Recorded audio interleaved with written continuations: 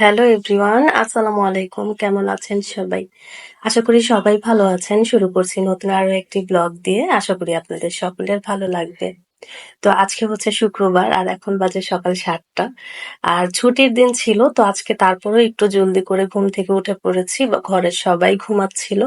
ভাবলাম একটু রাতের বেলা ভাবছিলাম যে সকালে উঠে ড্রয়িং রুমের সোফাগুলো একটু ভালোভাবে ডাস্টিং করব, কারণ আজকে কয়েকদিন যাবত শুধু একটু একটু করে ঝেড়ে রাখছি, কিন্তু তেমন একটা ভালো করে ক্লিন করা হচ্ছে না। তো ভাবছি যে ভেবেছিলাম সকালে ঘুম থেকে উঠে এগুলো করব। তো যেই কথা সেই কাজ, তো সেই কারণে আজকে সকাল সকালে ঘুম থেকে উঠে পড়েছি। তো সচরাচর কিন্তু শুক্রবারে এত সকালে উঠি না, যেহেতু সবাই বাসায় থাকে। তো আমিও একটু লেট করে উঠি। তো আজকে আগে থেকে ভেবেছিলাম সকালে উঠবো, সেই কারণে সকালে উঠে ঘরের কাজ শুরু করে দিলাম। তো সেই কারণে এখন সোফাগুলোকে একটু পরিষ্কার করে নিচ্ছি। তো ভালোভাবেই পরিষ্কার করব, কারণ সবসময় তো আর এত ভালোভাবে ডাস্টিং করা হয় না, শুধু একটু মুছে রাখি। কিন্তু আজকে ভাবছি যে একটু সবকিছুই ভালোভাবে ঝেড়ে নেব, না হয় আবার বেশি ধুলো আটকে গেলে আমারই কষ্ট হবে পরিষ্কার করতে। আর নাস্তা হিসেবে সকালে আজকে তেমন একটা ঝামেলা করছি না, কারণ সকালবেলা তো সবসময় রুটি করতে হয়। তো ওর বাবা যেদিন বাসায় থাকে সেদিন আর আমি সকালবেলা রুটি বানাই না। তো ওর বাবার পছন্দ মতো খিচুড়ি অথবা আহ খিচুড়ি করলেই ওর বাবা বেশি খুশি হয়। তো আজকে আমি ঘুম থেকে উঠেই খিচুড়ি বসিয়ে দিয়েছিলাম চুলায়। তো খিচুড়ি হচ্ছিল, আর এই ফাঁকে আমি ঘরের এই কাজগুলোকেও সেরে নিচ্ছি, যেহেতু সবাই ঘুমাচ্ছে। তো বেডরুম তো এখন ক্লিন করা যাবে না, সেই কারণে আমি ডাইনিং আর ড্রয়িং রুমটাকে ভালোভাবে পরিষ্কার করছি। তো যখন আমি সকালে ঘুম থেকে উঠি, তো সবাই যখন ঘুমিয়ে থাকে তখন আমি এই দুটো ঘরে ভালোভাবে পরিষ্কার করি। সবকিছু সবকিছু আমি ভালোভাবে ঝেড়ে মুছে ক্লিন করে রাখি। তারপরে ওরা যখন ঘুম থেকে উঠে তারপরে গিয়ে আমি বেডরুম ক্লিন করি। আর যেহেতু নাস্তার ঝামেলাও নেই, খিচুড়িটা চুলায় রেখে এসেছি, তো আস্তে আস্তে চুলার আঁচটাও কমিয়ে এসেছি। তো আস্তে আস্তে হবে, আমাকে দাঁড়িয়ে থাকতে হবে না। তো আমার ড্রয়িং রুম ক্লিন করা হয়ে গিয়েছে। তো এখন আমি আমার ডাইনিং টেবিলটাকেও একটু মুছে দিচ্ছি। তো যেহেতু এখন সবাই নাস্তা খাবে, তো সারা রাত তো এইভাবেই থাকে। তো সারা রাতে তো কত ধুলো ময়লা সবকিছুই এসে জমে, তো এগুলোকে আবার মুছে পরিষ্কার করতে হয়। তো ভালোভাবে একটু মুছে নিচ্ছি। তো সব সময় মতো তো আর মাঝে মাঝে সব কাজ একই রকম হলেও মাঝে মাঝে একটু ভালোভাবে করতে হয়। ঈদ শেষ হয়েছে প্রায়, আজকে অনেকদিন হয়ে গিয়েছে। তো বাচ্চাদেরকে নিয়ে কোথাও যাওয়া হয়নি। তো আজকে ভাবছি ওর দাদু বাসায় যাব। আর ওর দাদু অনেকদিন যাবত বলছে যাওয়ার জন্য। তো আজকে শুক্রবার, ওর বাবাও বাসায়, সেই কারণে আজকে ওর দাদু বাসায় যাব বাচ্চাদেরকে নিয়ে। সেই কারণে সকালবেলায় ঘরের কাজ শুরু করে দিয়েছি। তো ভাবছি যে ঘরের সম্পূর্ণ কাজ শেষ করে তারপর বের হব, না হয় বাসায় এসে আমাকে আবার সব করতে হবে। আসলে কোথাও যাওয়ার আগে কিন্তু ঘরের কাজগুলো করে রেখে গেলে কিন্তু অনেক সুবিধা। না হয় কোথাও থেকে আসার পর, যেমন বাহিরে বেড়াতে গেলাম, সেখান থেকে আসার পর কিন্তু ঘরের বিছানাটাও ঝাড়তে ইচ্ছা করে না, মনে হয় না যে বিছানাটা ঝেড়ে তারপর শোবো। তো আস্তে আস্তে তো অনেক রাত হয়ে যাবে, সেই কারণে ভাবছি যে বাসায় এসে আমি কি করব। তো সকালবেলা ওই ঘরের সব কাজ শেষ করে ফেলেছি।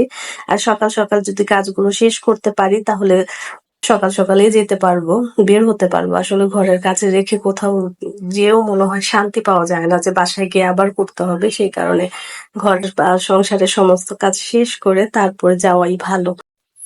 আর আমাদের কিন্তু ওর দাদু বাসা থেকে আসতে প্রায় 10টার মতো বেজে গিয়েছিল। রাতের খাবার খেয়ে এসেছি। তো আসার পর আমার এমন অবস্থা হয়েছে যে আমি যে ভয়েস দিব, আমি এত ক্লান্ত হয়ে গিয়েছি। কিন্তু আসলে সেখানে গিয়ে কিন্তু আমি শুয়ে বসেই কাটিয়েছি। তারপর ওই যে কিছুক্ষণ একটু জার্নি করা হয়েছে বা একটু হাঁটা হয়েছে, সেই কারণেই অনেক ক্লান্ত হয়ে গিয়েছি। তো আসার পর যে আমি ভয়েস দিব, আমার আর ইচ্ছে করছিল না, অনেক ক্লান্ত লাগছিল। তো যাই হোক, কোনো মতে একটু ভয়েস দিয়ে তারপরে বিছানায় শুতে চলে গিয়েছি। আর এই তো আপুর আপনাদের সাথে গল্প করতে করতে আমার কিন্তু ডাইনিং ড্রয়িং দোনোটা রুম ক্লিন করে ফেলেছি একেবারে। তো এখন রান্নাঘরে চলে যাব। তো খিচুড়ি তো আমি চুলায় বসিয়ে এসেছিলাম। তো এখন খিচুড়িটাকে একটু বাগার দেওয়ার জন্য পেঁয়াজ রসুন কেটে তারপর তেলে ভেজে নিচ্ছি। তো সবকিছু দেওয়া হয়ে গিয়েছে, শুধু একটু তেলে বাগার দিলেই হয়ে যাবে। আর এখানে সবাই ঘুম থেকে উঠে পড়েছে, তো সবাইকে নাস্তা খাইয়ে তারপর আবার বাকি কাজগুলো সেরে নিব, যেহেতু আমার এখনো বেডরুম পরিষ্কার করা হয়নি। তারপর গিয়ে আবার বাচ্চাদেরকে রেডিও করতে হবে। তো 10টার মধ্যে কিন্তু আমি আমার ঘরের সব কাজ শেষ করে বাচ্চাদেরকেও রেডি করে ফেলেছিলাম। তো এখন তো খিচুড়ি রান্নার প্রসেসিং চলছে। আর খিচুড়ি সবাইকে খাইয়ে এখন আবার বেডরুমটাও পরিষ্কার করতে চলে এসেছি। আর এখানে ওর বাবা বাচ্চাদেরকে গোসল করাতে নিয়ে গিয়েছে।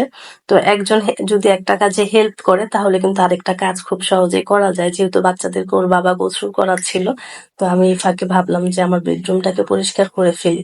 আর বেডরুম পরিষ্কার না করে গেলেও আমার কাছে মনে হবে যে ঘর একেবারেই আমার এলোমেলো থাকবে। সেই কারণে বেডরুমটাকেও একেবারে ক্লিন করে তারপরে আমি গোসল করতে যাব। আর এখানে বাচ্চাদেরও কাপড়-চোপড় নামাচ্ছিলাম আলমারি থেকে। বাচ্চারা কি পরবে গোসল করে বের হয়ে, তো সেই কারণে বাচ্চাদের জায়ান সাবরিন দুজনেরই কাপড়-চোপড় নামিয়ে রাখছিলাম। তো ওরা আবার গোসল করার পর আবার এসে কাপড়-চোপড় পরবে। তো আমি আবার এই ফাঁকে ঘরের কাজগুলোকে একটু সেরে নিচ্ছি। তো আজকে তেমন একটা বেডরুমটাকে ডাস্টিং করব না। তো অল্প সময়ের মধ্যে যতটুকুই করা যায় ততটুকুই শেষ করব। আর আমাদের গৃহিণীদের কিন্তু সবচাইতে আগে কিন্তু আমাদের ঘর, আর আমরা যেখানেই যাই না কেন আমাদের ঘরটাকে পুরো পরিপূর্ণভাবে গুছিয়ে তারপর যেতে হয়। তো আগে করি আর পরে করি, ঘরের কাজ আগেই শেষ করতে হয়। আগে হচ্ছে সংসার, তারপরে হচ্ছে বাকি সব। তো আমার ঘরের কাজ শেষ করে তারপর যেখানে যাই না কেন আগে ঘরের কাজ শেষ করে তারপরেই আমি বের হই সবসময়। কারণ কোনো কোথাও থেকে এসে কিন্তু ঘরে কাজ করতে বা কোনো কিছু করতে মোটেও ইচ্ছে করে না। তো আমার ঘর পুরোপুরিভাবে পরিষ্কার হয়ে গিয়েছে। তো এখন ঘরটাকে একটু ভালোভাবে ঝাড়ু দিয়ে দেব। তারপর গিয়ে আমি নিজে রেডি হব। আর বাচ্চাদেরকেও রেডি করে ফেলেছি। আর আমি এখন নিজেও রেডি হয়ে গিয়েছি। আর এখন সবকিছু এলোমেলো হয়ে গিয়েছে। আর এত জলদি আমি রেডি হইছি সেটা আর বলার মতো না। আর কোথাও যাওয়ার আগে তো সবকিছু ভালোভাবে চেক করতে হয়। এক হাতে সমস্ত কিছু সামলিয়ে তারপর যেতে হয়। তো এখন সবকিছু গুছিয়ে রাখছি। আর এখন বাচ্চারা আবার বিছানাপাটি সব এলোমেলো করে ফেলেছে। তো একটু গুছিয়ে রাখছি। আর যাওয়ার আগে তো জানালা, পর্দা সবকিছু লাগিয়ে তারপর বের হতে হবে। না হয় আবার বৃষ্টি চলে আসতে পারে। তো সবকিছু ভালোভাবে চেক করে নিচ্ছিলাম। তো আজকের মতো এখানেই বিদায় নিচ্ছি। দেখা হবে নতুন আরো একটি ব্লগে। ধন্যবাদ সবাইকে। ভালো থাকবেন সবাই। আল্লাহ হাফেজ।